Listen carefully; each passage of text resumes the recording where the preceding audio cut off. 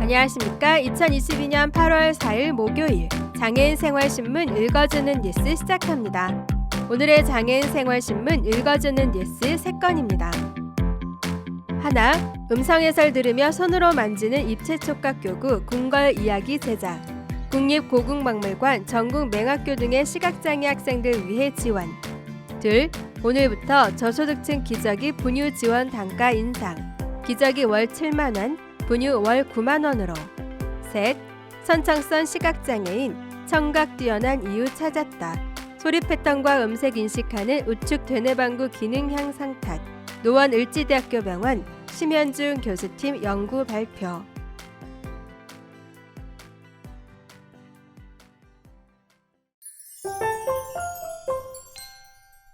첫 번째 소식입니다. 문화재청 국립고궁박물관은 시각장애 어린이들이 왕실문화를 생생하게 체험해 볼 수 있도록 하기 위해 지난해 만들어 시범 운영한 음성지원 입체촉각교구 궁궐 이야기를 4세트 추가 제작해 전국 맹학교 등에 지원하기로 했다고 밝혔습니다. 시각장애 어린이들을 위한 입체교구인 궁궐 이야기는 3D 프린팅 기술로 축소 제작한 경복궁 관련 문화재, 근정정, 품계석과 어도, 1월 오봉도, 청동용들을 전용 웹에서 제공하는 음성 해설을 들으며 손으로 직접 만져서 이해할 수 있게 제작한 입체 교구입니다. 정각들의 위치를 파악할 수 있도록 경복궁 촉각지도도 같이 제작했습니다. 경복궁 촉각지도는 경복궁 일대의 전체적인 구조와 주요 정각 배치를 손으로 만져 알 수 있게 만든 지도이고, 긍정전은 지붕을 손으로 열어 임금의 자리인 어좌 등 정각 내외부를 모두 만져서 느껴볼 수 있도록 제작했습니다. 품계석과 어도는 임금이 지나가는 길인 어도에 품계석을 끼워 맞추면서 왕과 신하의 위계질서를 공부할 수 있도록 제작했고, 1월 오봉도는 해와 달, 5개의 봉우리 등 왕의 상징을 손으로 살펴볼 수 있습니다. 경회로 연못에서 출토된 청동용은 수염, 발톱, 비늘 등을 만져볼 수 있도록 제작해 화재 예방을 위한 궁궐의 상징물을 공부할 수 있도록 했습니다. 국립고궁박물관은 시각장애인 대상 교구 개발을 위해 국립서울맹학교 교장 김은주와 지난해 10월 업무협약 MOU를 체결하고 콘텐츠 개발 및 시범 운영을 위해 긴밀히 협력하는 등 적극 행정을 추진해 왔습니다. 궁궐 이야기는 추후 전국의 맹학교에서 교과 과정에 적극적으로 활용할 예정입니다.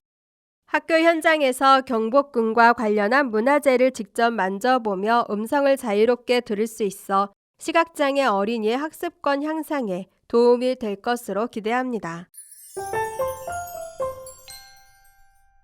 다음 소식입니다. 저소득층에게 지원되는 기저귀 및 분유의 지원 단가가 오늘부터 인상됩니다. 보건복지부는 1차 비상경제민생회의에서 논의된 고물가 부담 경감을 위한 민생안정 방안의 일환으로 최근 고물가로 인한 저소득 영아 양육가정의 경제적 부담을 완화하고자 8월 1일부터 양육 필수제인 기저귀, 조제분유 지원 단가를 인상한다고 밝혔습니다. 저소득층 기저귀, 조제분유 지원 사업은 생후 0에서 24개월 영아를 양육하는 기초생활수급자, 차상위, 한부모 가정 및 기준 중위소득 80% 이하의 장애인, 2자녀 이상의 다자녀 가정에 국민행복카드 바우처로 월 64,000원 기저귀와 월 86,000원 조제분유 구매 비용을 지원하는 사업입니다. 이번 단가 인상으로 8월부터 해당 사업 대상이 되는 가구는 영아별로 기저귀 구매 비용 월 7만원, 조제분유 구매 비용 월 9만원을 바우처로 지원받게 됩니다. 아울러 보건복지부는 그간 코로나19로 가구 소득이 감소하고 물가가 인상하면서 급증한 저소득층 기저귀 조제분유 바우처 이용자 연 9만 3천 명에게 인상된 지원 단가를 중단 없이 적용하여 지원할 예정입니다.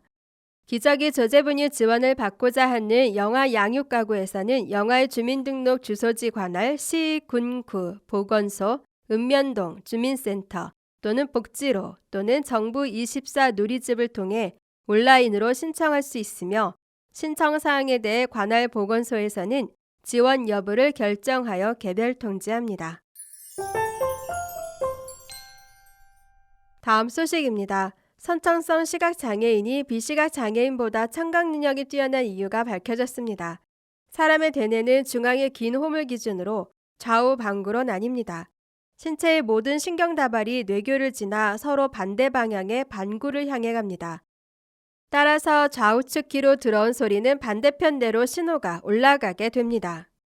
이러한 중추 청각 처리 능력을 살펴본 결과 선천성 시각장애인은 언어를 이해하는 역할을 하는 좌측 대뇌방구보다 소리의 패턴과 음색을 인식하는 우측 대뇌방구의 기능이 더 향상된 것으로 나타났습니다. 오랜 시간 시각 정보가 차단되면서 대뇌가 청각 자극에 예민하게 반응하여 보상적으로 발달한 것입니다. 노원 을지대학교 병원 이비인후과 심현준 교수팀은 선천성 시각장애인 23명, 비시각장애인 22명을 대상으로 이분 청취 능력 검사, 주파수 패턴 검사, 소음 환경에서 어음 인지력 검사 등을 통해 이들의 중추 청각 처리 능력을 비교 분석했습니다. 양측 귀에 다른 소리가 들어올 때 인지 능력을 알아보는 이분 청취 능력 검사는 각각 다른 3가지 숫자를 동시에 들려주고 어떤 소리인지 맞추는 검사입니다. 이 검사에서 비시각 장애인의 경우 우측귀 15점, 좌측귀 12점으로 우측귀로 들은 소리를 더 잘 맞추는 우측귀 우세를 보였습니다. 반면 시각 장애인은 우측귀 15점, 좌측귀 16점으로 비시각 장애인보다 좌측귀 수행 능력이 훨씬 우수했습니다.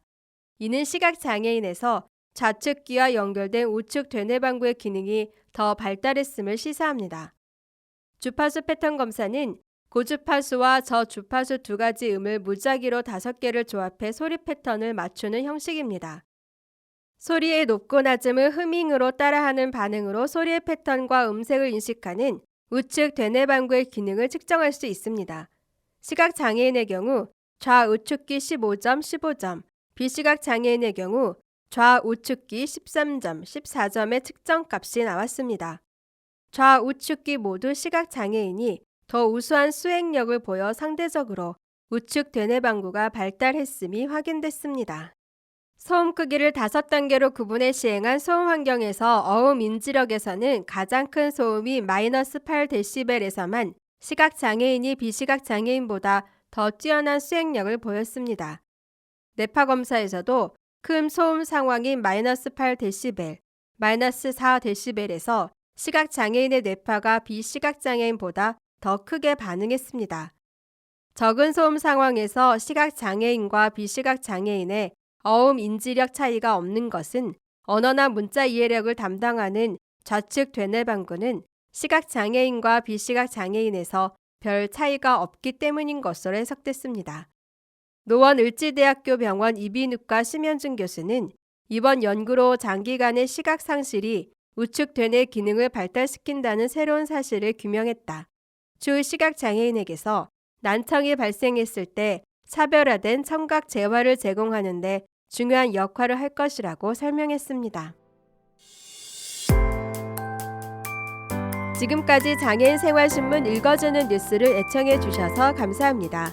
장애인 생활신문 읽어주는 뉴스 다음 시간에 찾아뵙도록 하겠습니다.